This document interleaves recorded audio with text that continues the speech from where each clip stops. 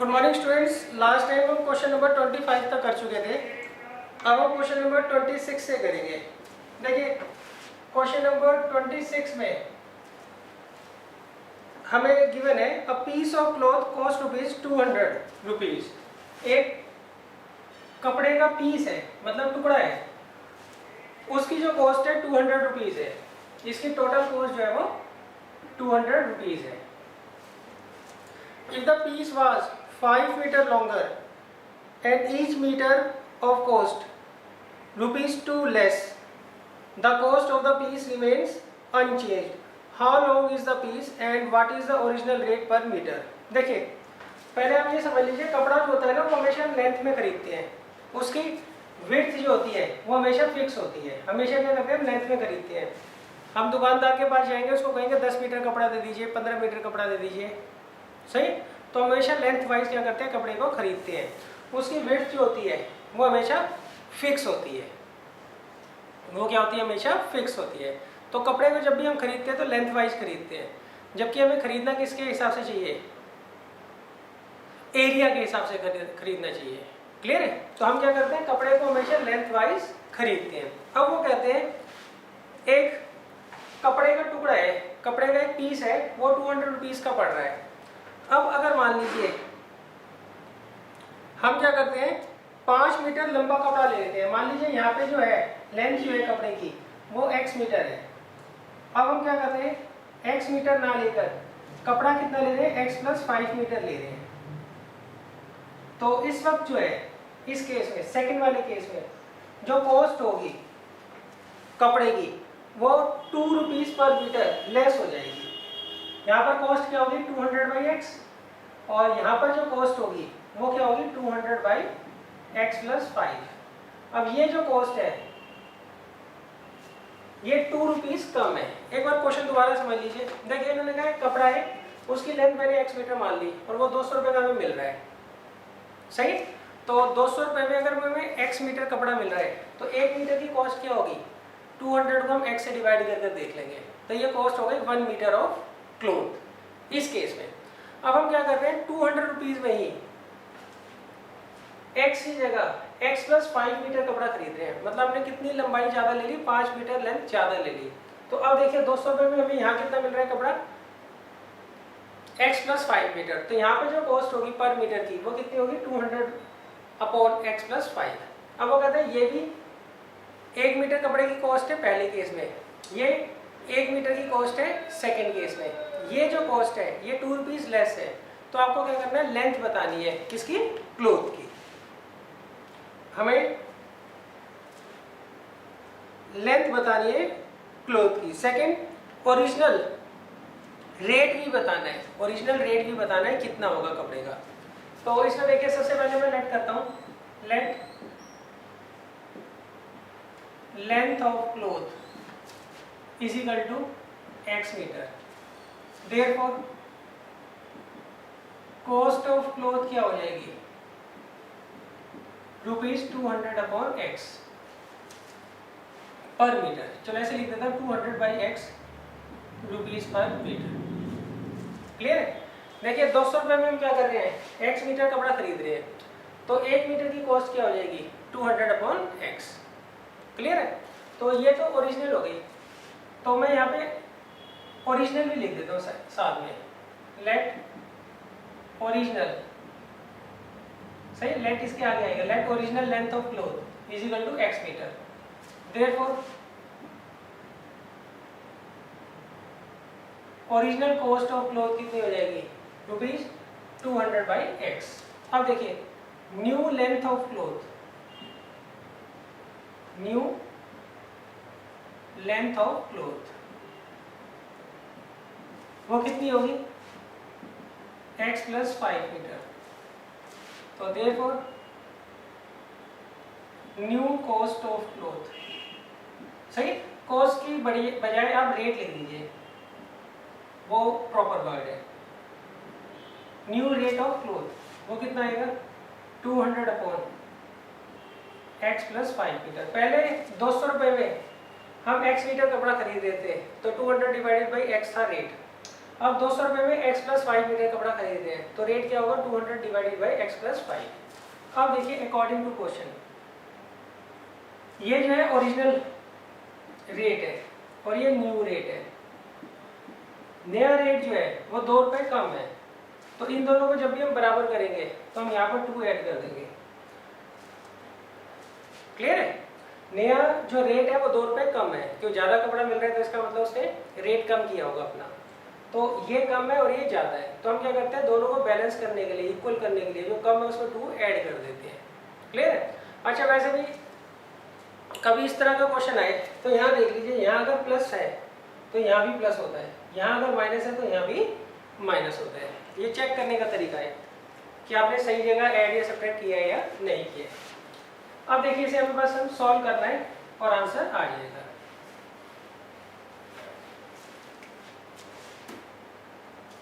इसको इधर ले आइए, 200 by X minus 200 by X plus 5 is equal to 2। यहाँ पर एलसीएम ले लीजिए, दोनों का प्रोडक्ट आ जाएगा। इसको इधर ले जाइए और इसको इधर, तो ये आएगा 200x plus 1000 minus 200x is equal to 2x into X plus 5। ये इससे कैंसिल आउट हो जाएगा, तो ये आएगा 1000 is equal to 2x square plus 10x। अब इसको इधर ले जाइए आप, तो आएगा 2x square plus 10x minus 1000। ये हमारी क्वाड्रेटिक इक्वेशन बन गई। अब हम क्या करते हैं, इसे 2 से डिवाइड कर देते हैं ताकि ये रिड्यूस हो जाए। जितना ज़्यादा आप रिड्यूस कर सको उतना रिड्यूस कर देना है इक्वेशन को, क्यों? उससे आपको मिरर टर्म स्प्लिट करने में आसानी रहेगी।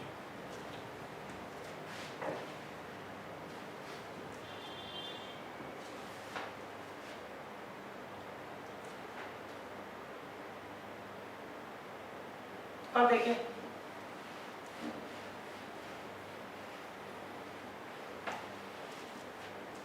अब हम इसके मिरर टर्म कर लेंगे। फर्स्ट और लास्ट की मल्टीप्लाई करेंगे, आएगा -500। -500 के ऐसे फैक्टर्स करने इनका सम +5 है, तो एक होगा 25 प्लस का 25 माइनस का 20, तो ये आ जाएगा 0 is equal to X square plus 25x minus 20x minus 500। यहाँ से x कॉमन ले लीजिए, अंदर आएगा x प्लस 25 माइनस 20 कॉमन ले लीजिए x प्लस 25, तो एक फैक्टर आएगा x माइनस 20 और एक आएगा x प्लस 25। तो पहले इसे 0 पुट करिए तो x आ जाएगा 20, फिर इसे 0 पुट करिए तो x आ जाएगा -25। सही, ये हम नेगलेक्ट कर देंगे, क्यों? क्योंकि लेंथ जो है कपड़े की वो कभी भी नेगेटिव नहीं हो सकती। तो therefore original length of cloth वो कितना आ जाएगा 20 मीटर, क्योंकि हमने लेंथ क्या मानी थी, x मीटर मानी थी, x आगे 20, तो इसका मतलब 20 मीटर जो होगी वो ओरिजिनल लेंथ होगी। And original rate of cloth, अच्छा ओरिजिनल रेट क्या था 200/x, तो आएगा 10 रुपीज पर मीटर। तो ओरिजिनल लेंथ है 20 मीटर और ओरिजिनल कॉस्ट है 10 रुपीज पर मीटर।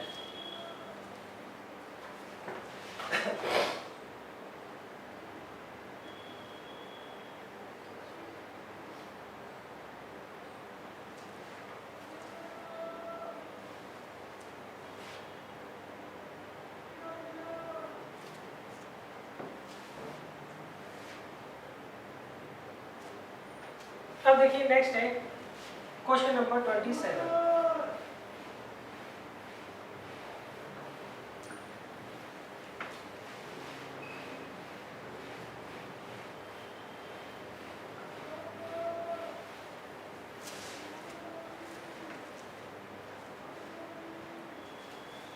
देखिए 27 में इन्होंने क्या कहा है, क्वेश्चन नंबर 27 में कहा a 2-digit number is such that the product of its digit is 14। आपको एक 2 डिजिट का नंबर दे रखा है और उसमें डिजिट्स का जो प्रोडक्ट है वो 14 दे रखा है।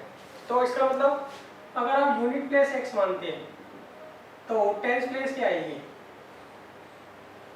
14/x। तो टेंस प्लेस क्या आएगी 14/x। अब वो कहते हैं if 45 is added to the number. अब अगर आप 2 डिजिट नंबर में 45 ऐड करते हैं तो डिजिट्स का जो ऑर्डर है वो रिवर्स हो जाता है। डिजिट्स का ऑर्डर क्या होता है रिवर्स हो जाता है। तो आपको क्या करना है नंबर फाइंड आउट करना है। तो देखिए सबसे पहले मैं लेट करता हूँ let units place digit is equal to x। Therefore tens place digit क्या होगी बच्चों वो होगी 14/x। देखिए आपको दो नंबर्स दे रखे हैं उनमें से अगर एक x है तो दूसरा कैसे निकालोगे। अगर उन दोनों का प्रोडक्ट 14 दे रखा है तो वो होगा 14/x। दो नंबर्स दे रखे हैं दोनों का प्रोडक्ट 14 है उनमें से सपोज कर लीजिए एक 2 है तो दूसरा कैसे निकालोगे 14 डिवाइडेड बाई 2 7। क्लियर है। तो ऐसे ही यूनिट प्लेस और टेंस प्लेस का जो प्रोडक्ट है वो 14 है तो यूनिट प्लेस को मैंने x मान लिया तो टेंस प्लेस क्या हो जाएगी 14/x। अब देखिए 2 डिजिट नंबर का क्या फॉर्म होता है 10 into tens place digit plus unit place digit. ये 2 डिजिट नंबर का फॉर्म है। और जो रिवर्स होकर नंबर आता है उसका क्या फॉर्म होता है 10 into unit place plus tens place. तो इससे हम निकाल देते हैं that implies 2 digit number is equal to क्या होगा बच्चों 10 into tens place plus unit place और and number obtained on interchanging the digits। सही है। अगर हम डिजिट्स को इंटरचेंज कर देते हैं उससे जो नंबर बनेगा उसके लिए हमारे पास ये फॉर्मूला होता है। सही क्या होता है 10 into unit place plus tens place. Clear है। अब देखिए according to question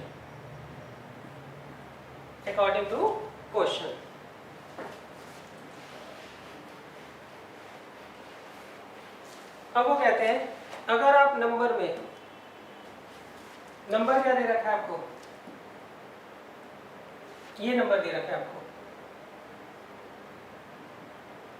140/x plus x। Number में अगर आप 45 जोड़ देते हो तो उसकी डिजिट्स जो होती हैं वो रिवर्स हो जाती है।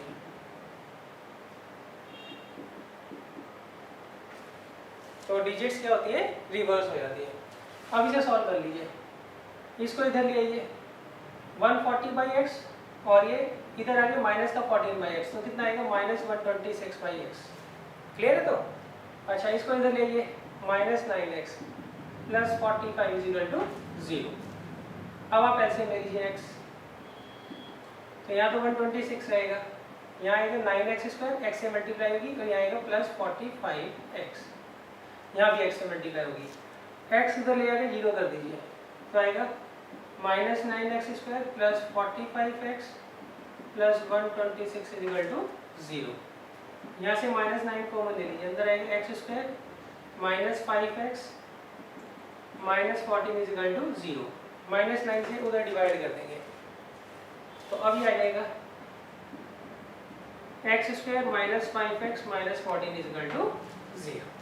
तो ये हमारे पास क्वाड्रेटिक इक्वेशन आ गई। देखिए अगर आप इसको रिड्यूस नहीं करेंगे ना तो आप फंस जाएंगे। मिडिल टर्म उतना ही मुश्किल होता है। अगर कोई क्वाड्रेटिक इक्वेशन रिड्यूस हो रही है तो पहले आप उसको रिड्यूस करो फिर उसका मिडिल टर्म करो कैलकुलेशन काफ़ी ईजी हो जाएगी। अच्छा अब देखिए 2 डिजिट नंबर क्या मैं यहाँ लिख लेता हूँ बाद में यूज होगा 140/x प्लस x। ये 2 डिजिट नंबर है।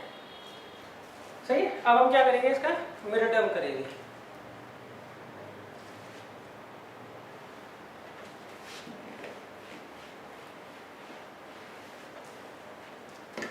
अब देखिए इसका मिडिल टर्म करिए फर्स्ट और लास्ट की मल्टीप्लाई करिए कितना है -14। -14 के ऐसे फैक्टर्स करने जिनका सम -5 आए तो एक तो आ जाएगा -7x प्लस का 2x minus 14 is equal to 0, X common ले लो तो अंदर आ गया एक्स माइनस 7 या 2 कॉमन ले लीजिए एक्स माइनस 7, तो एक फैक्टर आ गया एक्स प्लस 2 और एक आ गया एक्स माइनस 7। तो पहले हम इसे 0 पुट करेंगे और फिर इसे, तो x की वैल्यू एक तो -2 आ गई और एक 7 आ गई, सही। अच्छा, 2 डिजिट नंबर जो होता है वो हम क्या लेते हैं, पॉजिटिव लेते हैं, इसलिए हम -2 को क्या करेंगे, नेग्लेक्ट कर देंगे, -2 को क्या करेंगे, नेग्लेक्ट कर देंगे। तो अब देखिए यहाँ पर यूनिट प्लेस डिजिट क्या आ गई 7 और टेंथ प्लेस डिजिट क्या आ गई 14/7 दैट मींस 2। क्लियर है? तो हमें फाइंड आउट क्या करना है, 2 डिजिट नंबर फाइंड आउट करना है। Therefore 2 digit number is equal to कितना आएगा बच्चों,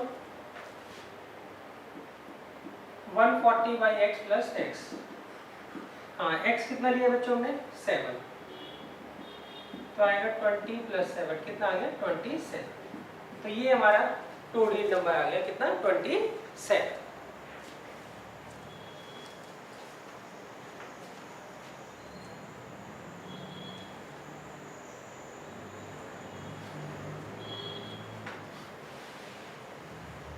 अब देखिए इसके बाद हम चलते हैं क्वेश्चन नंबर 28 पर।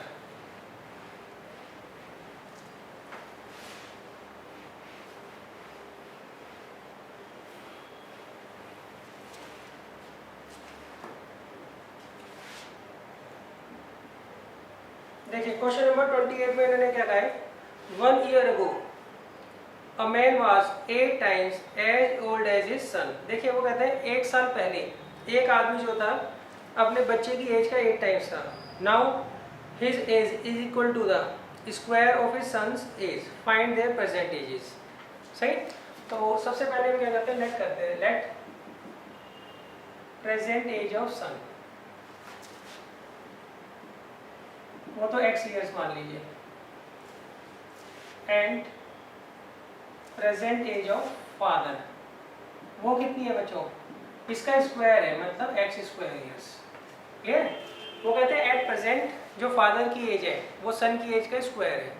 तो अगर हम सन की एज को x मानते हैं तो फादर की एज क्या होगी x की पावर 2। अब देखिए 1 year अगो, 1 year अगो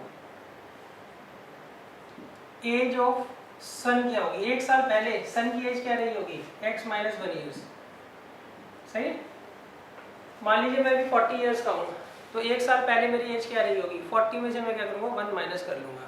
तो ऐसे ही सन की जो प्रेजेंट एज है वो x ईयर्स है, तो 1 साल पहले क्या रही होगी x माइनस 1 ईयर्स। आगे एज ऑफ फादर वो क्या होगी x स्क्वायर माइनस 1 ईयर्स। सही।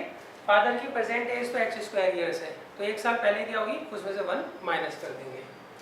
अब देखिए अकॉर्डिंग टू क्वेश्चन वो कहते हैं 1 साल पहले ये तो फादर की एज है और ये सन की एज है। अब हमें क्या करना है, इनके बीच में इक्वल टू का साइन लगाना है। तो इनमें बड़ा कौन है, फादर बड़ा है, ऑब्वियसली बात है फादर ही हमेशा बड़े होंगे, मगर कितने बड़े हैं, वो 8 टाइम्स हैं सन की एज के। तो इन दोनों में ये 8 टाइम्स है इसका, तो हम इसमें 8 से मल्टीप्लाई कर देंगे। सही है, ताकि दोनों नंबर सेम आ जाए। अब सॉल्व कर लेते हैं। यह आएगा X square minus 1 is equal to 8x minus 8, इसे दे रही है X square minus 8x plus 7 is equal to 0। अब इसका मेरा टर्म कर लीजिए। सही। x कॉमन ले लेंगे, x कॉमन लेंगे तो अंदर आएगा x माइनस 7, यहाँ माइनस 1 कॉमन ले लीजिए x माइनस 7। तो एक फैक्टर तो x माइनस 1 आ गया और एक x माइनस 7। पहले इसे 0 पुट करिए x माइनस 1 को, तो x आ गया 1, फिर इसे 0 पुट करिए तो x आ गया 7। ठीक है। तो देखो इसको तो आप नेग्लेक्ट कर देना, क्यों, हमने सन की एज को लिया है x ईयर्स। अगर मैं x को 1 लेता हूँ तो 1 साल पहले तो वो 0 ईयर्स का होगा ना, वो तो पॉसिबल है नहीं, तो इसे हमने नेग्लेक्ट कर दिया। तो therefore present age of son क्या आ गई 7 years and present age of father की आ जाएगी 7 की पावर 2 दैट मीन्स 49 ईयर्स। ये आप एट द एंड आंसर करके लिख लेना।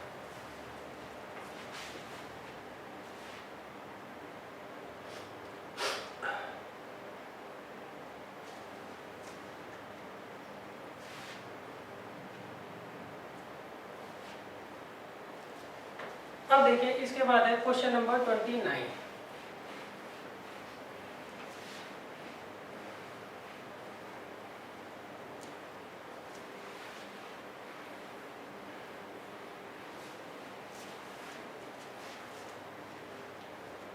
देखिए क्वेश्चन नंबर 29 मैंने नहीं रखा है, इसमें रखा है आशु इज x ईयर्स ओल्ड। आशु की जो एज है प्रेजेंट एज वो x ईयर्स है, वाइल हिज मदर, इनकी जो मदर है मिसेस वीना, उनकी एज जो है वो x स्क्वायर ईयर्स है। सही, आशु की एज x ईयर्स, उनकी मदर की एज जो है वो x स्क्वायर ईयर है। अच्छा आगे 5 ईयर एज मतलब 5 साल बाद जो मिसेस वीना होंगी will be 3 times as old as Ashu.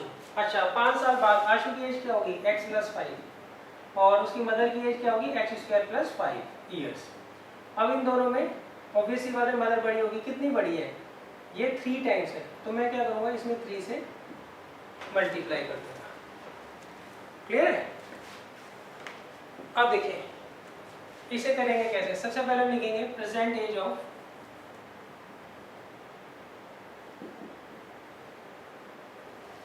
Ashu is equal to x years and present age of Mrs Veena वो कितनी दे रखी है x² ईयर्स। अब देखिए 5 year hence, 5 years hence age of Ashu, 5 साल बाद आशु की एज क्या होगी, हम क्या करेंगे उसकी जो प्रेजेंट एज है उसमें 5 ऐड कर देंगे तो वो आ जाएगी x + 5 years and age of Mrs Veena वो होगी x² + 5 ईयर्स। ठीक है? अब देखिए अकॉर्डिंग टू क्वेश्चन ये किसकी एज है आशु की, ये उसकी मदर की। मदर जो है 3 टाइम्स है आशु की एज की, तो दोनों को बराबर करने के लिए हम क्या करेंगे आशु की एज में 3 से मल्टीप्लाई करेंगे। हम क्या करते हैं जो छोटा होगा उसमें 3 से मल्टीप्लाई करेंगे ताकि वो बड़े के बराबर आ जाए। अब इसे हम सॉल्व कर लेते हैं तो क्या आएगा 3x + 15 is equal to x² + 5। अब आप क्या करिए इन सबको उधर ले लीजिए तो आएगा x² - 3x - 10। अब इसका मिनटम कर लीजिए x² - 5x + 2x - 10, x common ले लीजिए अंदर आएगा x - 5, 2 कॉमन ले लीजिए x - 5, तो एक फैक्टर आ गया x + 2 और एक आ गया x - 5। अब इसे 0 पुट करिए तो x की वैल्यू आएगी -2, फिर इसे 0 पुट करिए तो x की वैल्यू आएगी 5। तो इसका मतलब जो प्रेजेंट एज है आशु की वो होगी 5 ईयर्स और उसकी मदर की कितनी होगी 25 ईयर्स। ये लिख लीजिएगा आप एट द एंड ना। अच्छा -2 को हमने नेगलेक्ट कर दिया, क्यों? एज कभी भी नेगेटिव नहीं हो सकती।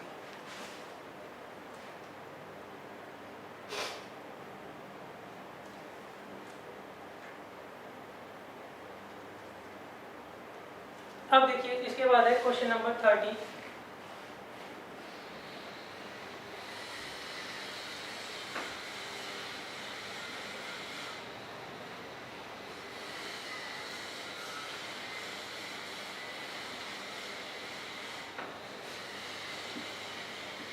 देखिए क्वेश्चन नंबर 30 में क्या कहा इन्होंने कहा है 1/8 of a herd of camel. देखिए हर्ड मतलब होता है झुंड, हर्ड मतलब होता है झुंड। एक झुंड है कैमल्स का, सही है।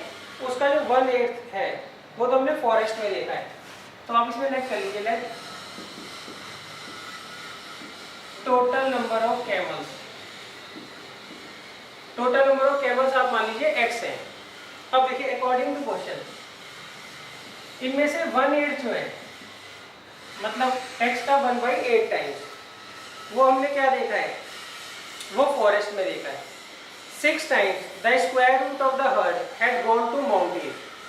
6 times the square root of the herd, जितना भी झुंड है, जितने भी कैमल्स हैं, उनके स्क्वायर रूट के 6 टाइम्स कहाँ पर गया हुआ है, वो माउंटेन पे गया हुआ है। बाकी 54 जो है वो रिवर के किनारे दिखे हैं। तो आपको बताना है टोटल नंबर ऑफ कैमल्स कितने होंगे। देखिए मैंने कहा कि कैमल्स हैं, उनका झुंड है, उनमें से 1/8 जो है टोटल कैमल्स में से 1/8 कैमल जो है वो तो हमने फॉरेस्ट में देखे हैं। Next 6 times the square root of the total camels had gone to mountain, ये माउंटेन पर गए हुए हैं। बाकी 54 जो है वो रिवर के किनारे में दिखे हैं। तो हमें बताना है टोटल नंबर ऑफ कैमल्स कितने होंगे। तो देखिए ये सारे के सारे मिलाकर x होंगे ना, सही। अब हम क्या करेंगे, इसको सॉल्व कर लेंगे। देखिए इसमें लगा आपने झुंड दे रखा है कैमल्स का, उसमें कुछ कैमल्स होंगे, नंबर ऑफ कैमल्स हमने x मान लिए। 1/8 जो है ये हमें फॉरेस्ट में दिखे हैं। जितने कैमल्स हैं टोटल उसके स्क्वायर रूट के 6 टाइम्स ये माउंटेन पर गए हुए हैं। और बच गए जो 54 वो हमने देखे कहाँ पर, रिवर के किनारे। तो अब देखिए इन तीनों का जो सम होगा तो टोटल नंबर ऑफ कैमल्स के बराबर। तो इसे हम क्या करेंगे, x के बराबर रख देंगे। अब हम एलसीएम ले लेंगे। यहाँ पर एलसीएम क्या आएगा 8, तो आएगा x plus 48 root x plus 432 is equal to x। अब आप क्रॉस मल्टीप्लाई कर लीजिए, तो x plus 48 root x plus 432 is equal to 8x। अब इसको इधर ले लीजिए, -7x plus 48 root x plus 432 is equal to 0। अब देखिए इसको क्वाड्रेटिक इक्वेशन बनाने के लिए हम क्या करेंगे, लेट कर लेंगे रूट x को t। तो ये कितना आ जाएगा बच्चों, -7t²। भाई अगर मैं रूट x को t मान रहा हूँ, रूट x को क्या मान रहा हूँ t, तो इसमें x क्या होगा t²। और ये plus 48t plus 432 is equal to 0। यहाँ से माइनस कॉमन ले लीजिए, तो आएगा 4t² minus 48t minus 430 is equal to 0। अब देखिए ये जो माइनस है ये उधर जाके खत्म हो जाएगा, तो इक्वेशन बन जाएगी 7t² minus 48 minus 432 is equal to 0। ये हमारी क्वाड्रेटिक इक्वेशन बन गई। अब हम इसका मिडल टर्म करेंगे। देखिए मिडल टर्म शायद 84 और 36 आएंगे, सही है। मगर ये ना बहुत मुश्किल मिडल टर्म है, तो मैं इसको क्या करता हूँ डी वाले मेथड से करवाता हूँ। अगर मिड टर्म हो जाए तो वेल एंड गुड, ना हो तो हम हमेशा क्या करते हैं डी वाले मेथड से ही करते हैं। तो मैं इसको जान के डी वाले मेथड से करवा रहा हूँ। क्यों? क्योंकि इसकी कैलकुलेशन मुश्किल है, इसका मिडल टर्म मुश्किल से ही बच्चों से हो पाएगा। तो हम क्या करते हैं, इस बहाने प्रैक्टिस भी हो जाएगी। तो यहाँ देखिए सबसे पहले a कितना दे रखा है, here a is equal to 7, b is equal to -48 and c is equal to -432। अब देखिए d का क्या फॉर्मूला होता है, b² माइनस 4ac। d कितना है -48 का square -4 into a into c, तो ये आएगा 2304 होता है 48 का स्क्वायर। और इसे कर लो मल्टीप्लाई, माइनस माइनस प्लस, ये आ गया 28, 432 इंटू 28, तो ये आ जाएगा 16 1 कैरी, 24 15 2 कैरी 34, ये आएगा 4 6 8, ये आएगा 6 9 10 1 कैरी 12, तो ये आ गया 12096। अब ये ऐड कर दीजिए आप, ये आएगा 0 0.441, तो ये आएगा। ये अभी हमारा क्या है, डी आया है। अच्छा, अब टी की वैल्यू क्या होगी, -b plus under root D by 2a, और दूसरे टी की वैल्यू क्या होगी, -b minus under root D by 2a।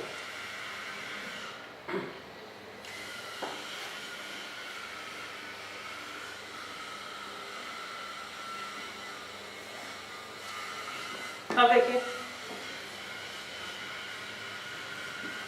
T minus B कितना दे रखा है, 48 प्लस अंडर रूट डी ये दे रखा है 2a, ए कितना दे रखा है 7, तो आएगा 48 प्लस 120/14, तो ये आ गया 168/14, तो ये आ गया 12, कितना आ गया 12। अच्छा, अब हम दूसरा टी भी निकाल लेते हैं, उसमें बस यहाँ पर क्या होगा, माइनस का साइन आएगा।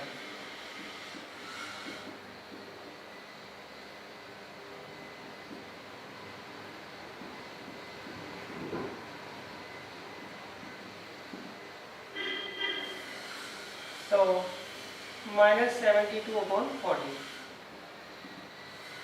तो इसे आप नेगलेक्ट कर देना, सही, इसे कैंसिल करो पहले 2 से, -36/7, तो देखिए ये हम नेगलेक्ट कर देंगे, क्यों, एक तो ये फ्रैक्शन में आ रहा है और दूसरा नेगेटिव भी आ रहा है, क्लियर। अच्छा देखिए v है, यहाँ लिख देना नेगलेक्ट, कोई रीजन लिखने की जरूरत नहीं होती आपको।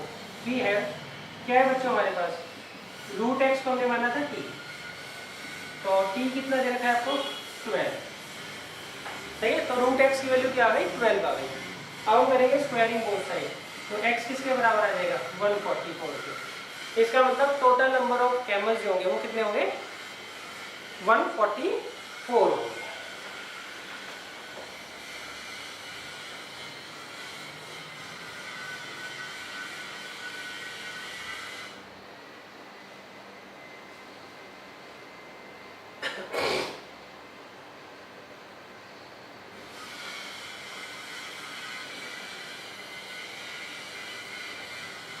अब देखिए इसके बाद है क्वेश्चन नंबर 31।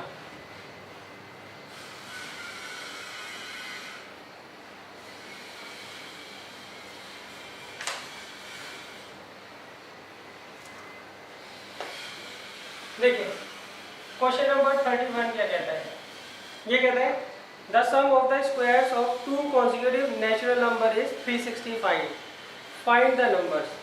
इन्होंने आपको 2 consecutive नेचुरल नंबर्स दिए रखे हैं और उनके स्क्वायर का जो सम है वो 365 है, तो हमें क्या करना है, दोनों के दोनों नंबर्स फाइंड आउट करने हैं। तो पहले हम लेट कर देते हैं, let first consecutive natural number is equal to x, therefore second consecutive natural number वो कितना आ जाएगा, x + 1 आ जाएगा। देखिए जो consecutive natural numbers होते हैं उनके बीच में 1 का डिफरेंस होता है, जैसे मान लीजिए पहला नंबर 1 है तो फिर 2 आएगा, फिर 3 आएगा, तो जो consecutive होते हैं उनमें क्या होता है, एक एक का डिफरेंस होता है। अब वो कहते हैं इन दोनों के स्क्वायर का जो सम होगा अकॉर्डिंग टू क्वेश्चन, इन दोनों के स्क्वायर का जो सम होगा वो कितना है, 365 है। तो हमें क्या करना है, दोनों के दोनों नंबर्स क्या करने हैं, फाइंड आउट करने हैं। तो यहाँ आ जाएगा x², यहाँ a + b के होल स्क्वायर का फॉर्मूला a² + b² + 2ab, तो x² कितना आ गया, 2x² + 1 + 2x = 365, तो ये आ गया 2x² + 2x - 364 = 0। अब आप इसे 2 से डिवाइड कर दीजिए,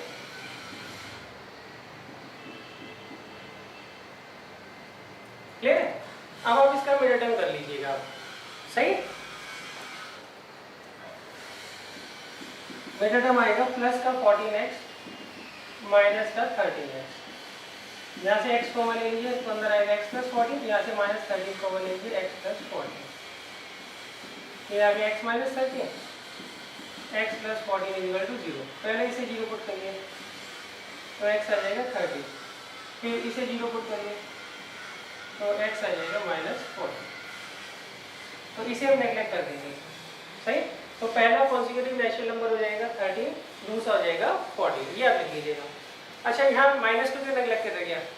क्योंकि जो नेचुरल नंबर्स होते हैं उनमें से 1 से स्टार्ट होते हैं, ना तो उसमें 0 आता है ना ही उसमें नेगेटिव नंबर्स आते हैं। नेचुरल नंबर्स होते कौन से? 1, 2, 3, 4, ना ही इसमें फ्रैक्शन आता है, 1.2 नहीं आएगा, ये ध्यान रखिएगा आप बस।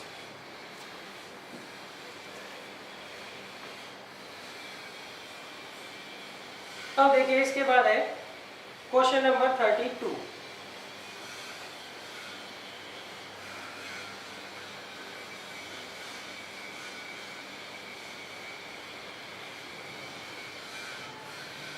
देखिए 32 में मैंने क्या कहा है, क्वेश्चन नंबर 32 मैंने लिखा है, ये फिर क्वेश्चन नंबर 30 की तरह आ गया। 1/4 of a herd of a camel was seen in forest. देखिए एक झुंड है कैमल्स का, उनमें से 1/4 जो है वो तो हमने फॉरेस्ट में देखा है। Twice the square root of the herd had gone to mountain, twice the under root of total, ये सारे के सारे कहाँ गए? माउंटेन के गए में। And 15 were seen on the bank of the river, ये हमें रिवर के किनारे देखे हैं। तो आपको क्या करना है? टोटल नंबर ऑफ कैमल्स क्या करने हैं? फाइंड आउट करने हैं। क्लियर है? तो देखिए डिजिट्स ये अलग है, हमने अभी किया था क्वेश्चन नंबर 30, पूरा का पूरा क्वेश्चन ये उसी की तरह है। तो ये आप खुद ट्राई करिएगा, अगर नहीं आएगा तो मैं आपको समझा दूंगा नेक्स्ट क्लास। अब देखिए इसके बाद है क्वेश्चन नंबर 33। क्वेश्चन नंबर 33 मैंने लिखा है the sum of two number is 15, दो नंबर से उनका सम 15 है और उनके रेसिप्रोकल का जो सम है वो 3/10 है। तो हमें क्या करना है? दोनों के दोनों नंबर्स फाइंड आउट करने हैं। सही, हमें दो नंबर्स दे रखे हैं, उनका सम है 15 और उनके रेसिप्रोकल का सम कितना है? 3/10। तो हमें क्या करना है? दोनों के दोनों नंबर्स फाइंड आउट करने हैं। तो हम क्या करेंगे? लेट करेंगे, let first number is equal to x, therefore second number कितना आएगा? 15 माइनस x आएगा। अब देखिए अकॉर्डिंग टू क्वेश्चन, पहले नंबर का रेसिप्रोकल और दूसरे नंबर का रेसिप्रोकल। सही, पहले नंबर का रेसिप्रोकल और दूसरे नंबर का रेसिप्रोकल का जो सम है वो कितना है? 3/10। वो कितना है? 3/10 है। तो अब हमें क्या करना है? दोनों के दोनों नंबर फाइंड आउट करने हैं। देखिए इन्होंने कहा आपको दो नंबर्स दे रखे हैं, उनमें से एक को आप x मान लीजिए, तो दूसरा क्या होगा? ऑब्वियस सी बात है 15 माइनस x होगा। एक को x मानेंगे तो दूसरा क्या होगा? 15 माइनस x होगा। अब वो कहते हैं इन दोनों के रेसिप्रोकल का जो सम है वो 3/10 है। तो हमें क्या करना है? नंबर्स फाइंड आउट करने हैं। रेसिप्रोकल मतलब होता है उल्टा, x का रेसिप्रोकल होगा 1/x, 15 माइनस x का रेसिप्रोकल होगा 1/15 माइनस x। ये मैंने गड़बड़ कर दी थी, ये ध्यान रखना बस। अब आप एलसीएम ले लीजिए, ये इधर चला जाएगा और ये इधर। अब देखिए ये इससे कट जाएगा तो 15/15x minus x square is equal to 3/10, cross multiply कर दीजिए तो आएगा 45x माइनस 3x स्क्वायर। इसे इधर ले लीजिए, अब 3 कॉमन ले लीजिए तो अंदर आएगा x square minus 15x plus 50 is equal to 0। अब पूरे को 3 से डिवाइड कर दीजिए। सही, अब इनका मिनट टर्म कर लेंगे, एक आएगा माइनस का 10x, एक माइनस का 5x। अब यहाँ से x कॉमन ले लीजिए, अंदर आएगा x माइनस 10, यहाँ से माइनस 5 कॉमन ले लीजिए, x माइनस 10। तो एक फैक्टर आ गया x माइनस 10, एक आ गया x माइनस 5। तो x के लिए तो 10 आ जाएगी और 5। अच्छा, अब इसमें हम दोनों को कंसीडर करेंगे। केस 1, अगर फर्स्ट नंबर x लेते हैं, सॉरी फर्स्ट नंबर अगर 10 लेते हैं तो फर्स्ट नंबर आ गया 10, सेकंड नंबर आ गया 15 माइनस 10 दैट मींस 5। तो नंबर आ गई है 10 एंड 5। केस 2 में अगर फर्स्ट नंबर को मैं 5 ले रहा हूँ, यहाँ पे x की वैल्यू 5 ले रहा हूँ, तो फर्स्ट नंबर क्या आ गया 5 और सेकंड नंबर कितना आ जाएगा 15 माइनस 5 इट मींस 10। तो इसका मतलब ये आंसर आ गया 5 एंड 10 या 10 या 5, कुछ भी लिख दीजिएगा, एक ही बात है दोनों।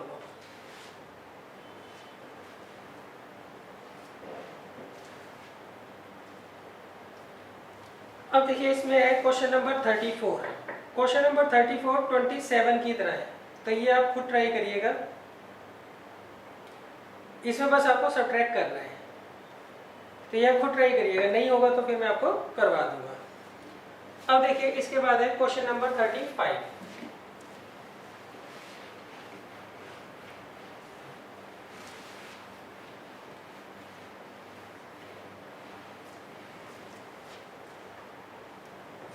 देखिए क्वेश्चन नंबर 35 में मैंने कहा है डिवाइड 16 इंटू 2 पार्ट्स। हमें 16 को 2 पार्ट से डिवाइड करना है, तो एक नंबर x ले लिया, दूसरा 16 माइनस x ले लिया, सही। Such that twice the square of larger part, इसे मैं लार्जर मान लेता हूँ, तो इसके स्क्वायर का twice exceed the square of the smaller,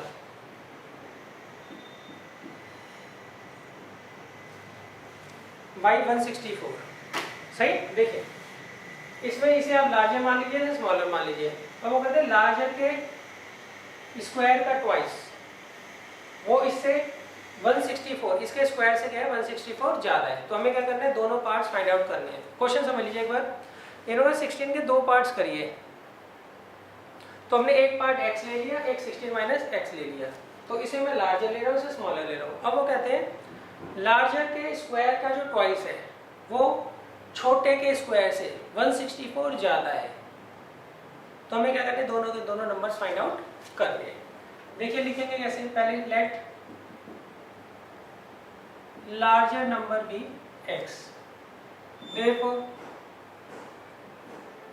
smaller number क्या आ जाएगा बच्चों 16 माइनस x। अब देखिए अकॉर्डिंग टू क्वेश्चन, बड़े के स्क्वायर का ट्वाइस जो है वो छोटे के स्क्वायर से बड़ा है, कितना 164। इन दोनों में कौन सा नंबर बड़ा है, ये नंबर बड़ा है, कितना 164। तो दोनों को बराबर करने के लिए मैंने यहाँ 164 जोड़ दिया छोटे में। अब सॉल्व कर लेते हैं, 2x स्क्वायर, यह आएगा a square plus b square minus 2ab, तो इसे इधर ले जाइए x square minus 32x minus 420 equal to 0।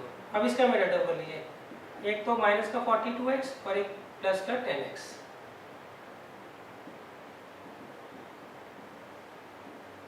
अब यहाँ से x कॉमन ले लीजिए, तो अंदर आएगा x माइनस 42, यहाँ से प्लस का 10 कॉमन ले लीजिए, तो एक फैक्टर आएगा x माइनस 42 और एक आएगा x प्लस 10। एक बार कैलकुलेशन देख लेते हैं हम। X square as it is, ये भी एज इट इज।